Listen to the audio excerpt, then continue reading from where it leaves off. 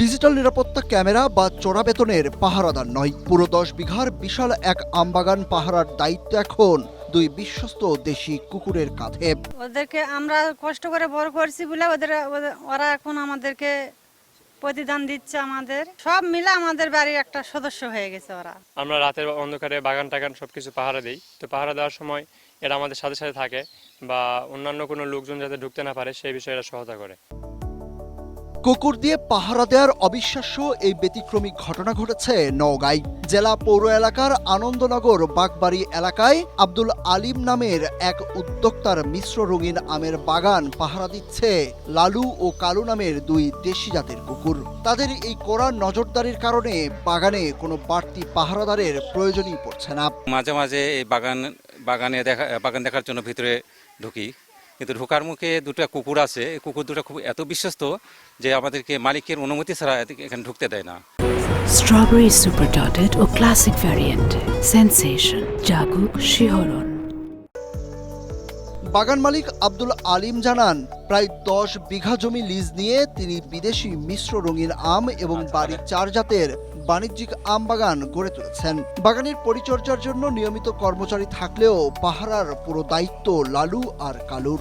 একদম দুধ খাওয়া বাচ্চা নিয়ে এসে তাকে ছোট থেকে ওই খাওয়ায় মানুষ করে বড় করেছি, এবং এই করার পর থেকে এরা আমার পুরো বাগান পাহারা দেয় এবং বাসা পাহারা দেয়, এবং এরা সবসময় আমার মানে নিজের সন্তানের মতো পালার কারণে এরা এত সুন্দর বলতে যে আমার বাগানে কোনো পাহারা দেওয়ার প্রয়োজন হয় না, এবং আমার আর্থিক সাশ্রয় দেখে, এবং এরা দিন রাত 24 ঘন্টা এত নিউজ কন্ট্রোল করে রাখে যে কোনো মানুষ কবিতা বা আম তো দূরের কথা সীমানার মধ্যে প্রবেশও করতে দেয় না।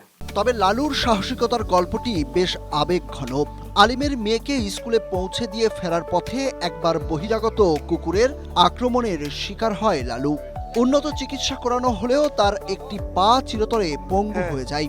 তবে শারীরিক এই প্রতিবন্ধকতা লালুর দায়িত্ববোধে কোনো কমতি আনতে পারেনি। 3 পায়ে ভর করেই সে বাগান পাহারা দেয় এবং যে কোনো শত্রুকে প্রতিহত করতে সদা প্রস্তুত থাকে।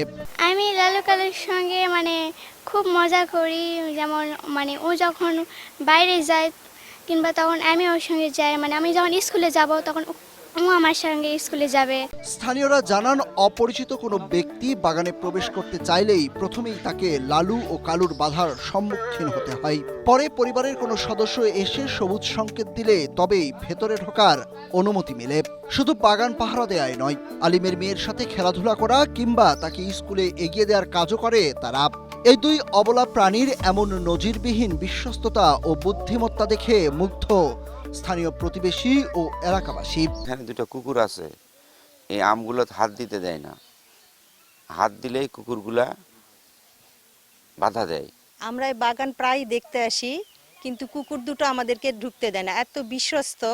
বাগানটা অনেক সুন্দর, তার চেয়ে চমকপ্রদ কুকুর। এ বিষয়ে জেলা প্রাণী সম্পদ veterinary officer doctor Saiful Islam জানান, একটা সময় কুকুর পালন কেবল শহর কেন্দ্রিক বা শৌখিনতার বিষয় ছিল, কিন্তু এখন মানুষ নিরাপত্তার স্বার্থে এবং বিশ্বস্ত উপকারী প্রাণী হিসেবে কুকুর পালন করছে।